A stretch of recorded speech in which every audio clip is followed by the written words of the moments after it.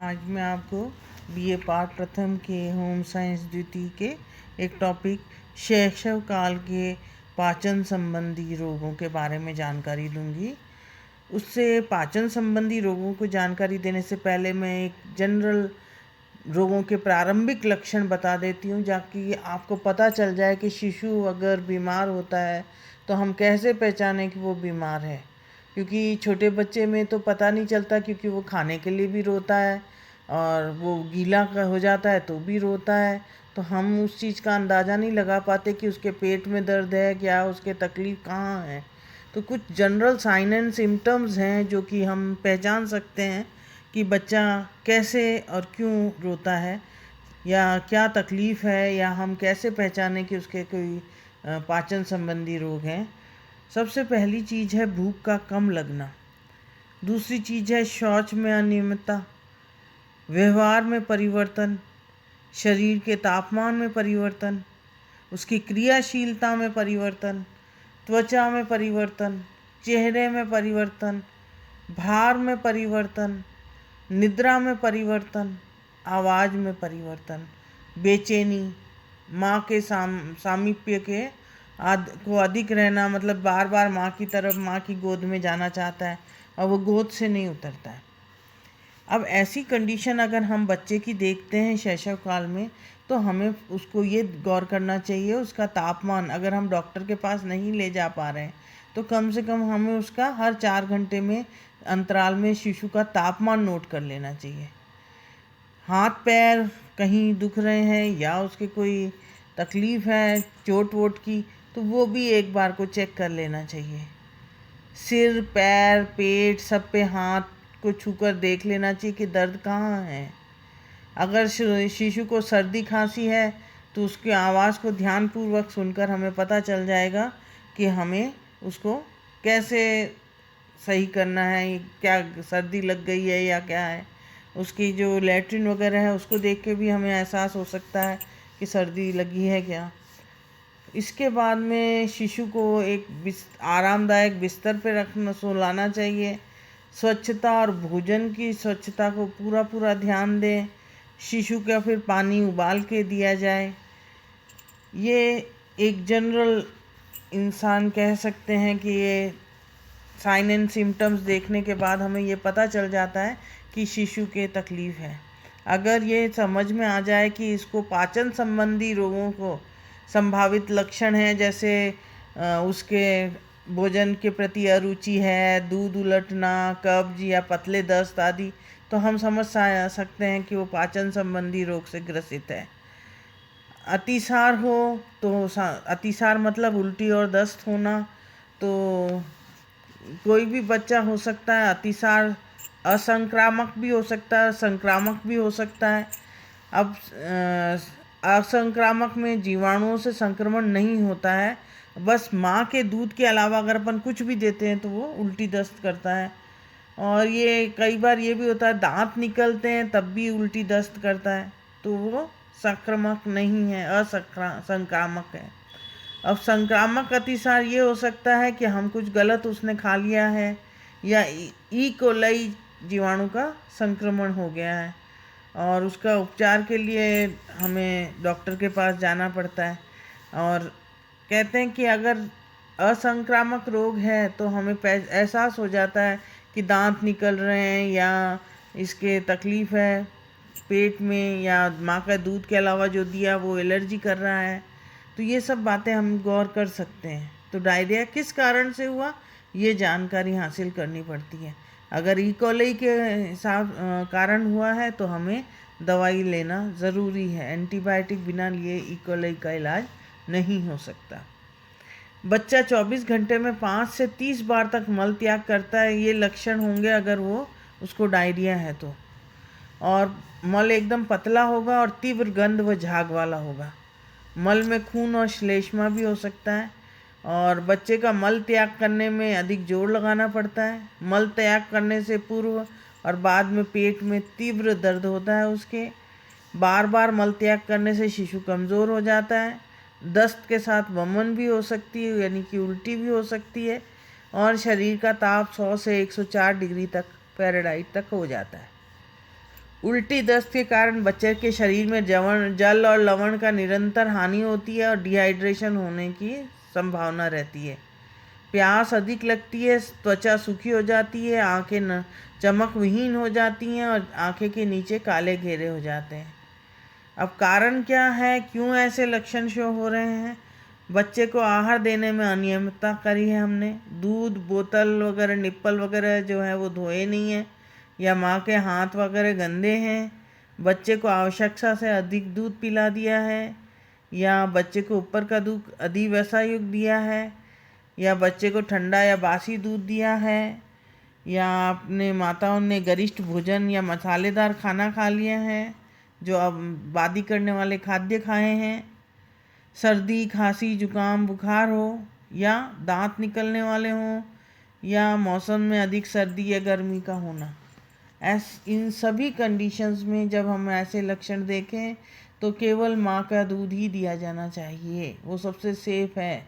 और हम उसको पनीर खिला सकते हैं, और पानी जो है वो फाटे हुए दूध का पानी भी पिला सकते हैं। कोई भी ठोस आहार उसे न दें, और निप्पल बोतल वगैरह को अच्छे से स्टरलाइज करके यूज़ करें। चावल की माड़ खिलाई जा सकती है, और अच्छी तरह से उबाल कर ये बच्चे को बार बार थोड़ी देर में ठंडा पानी उबला हुआ पानी दे सकते हैं हम। और जल और लवणों की पूर्ति के लिए ORS या नमक और चीनी का घोल दिया जा सकता है। और शिशु की स्वच्छता का विशेष ध्यान रखना चाहिए, और अच्छे आरामदायक उसको बिस्तर पर सुलाएं, और दूध के साथ मट्ठा देना चाहिए।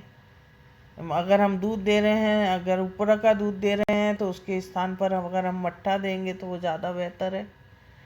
छाछ वगैरह वो ज़्यादा उसको सूट करेगी। और ज़्यादा दस्त कर रहा है और डिहाइड्रेशन का खतरा है तो सीधे उसको हॉस्पिटल ले जाएं। बच्चे में कब्ज़ की भी प्रॉब्लम बहुत रहती है।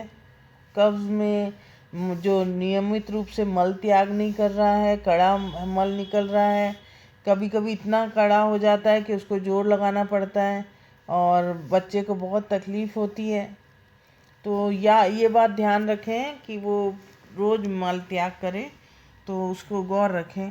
तरल पदार्थ की कम मात्रा में लेना कारण कुछ भी हो सकते हैं, या तो वो पानी नहीं ले रहा है, असंतुलित आहार ले रहा है, या भोजन में अनियमितता है, रेशे युक्त पदार्थों की कम मात्रा ले रहा है, पाचक रसों की कम मात्रा ले रहा है, या आंतें कमज़ोर हैं, या शिशु को ऊपर का दूध द्वारा पोषित किया जा रहा है। ये सब कारण हो सकते हैं कब्ज़ होने के। और इसके लक्षण यही है कि उसको पीड़ा हो रही है और कठोर और गांठदार टाइप मल का त्याग कर रहा है, और उसके बहुत तकलीफ़ हो रही है पेट में। तो बच्चे की ये खाने पीने का पूरा ध्यान रखना चाहिए। नियमित समय पे मल त्याग करने के लिए भी प्रेरित करना चाहिए। तरल पदार्थों के बहुत ज़्यादा देने चाहिए, जूस सूप वगैरह देने चाहिए। और तुरंत उपचार के लिए उसको तकलीफ़ ना हो तो ग्लिसरीन की बत्ती लगानी चाहिए ताकि वो मल आराम से निकल जाए।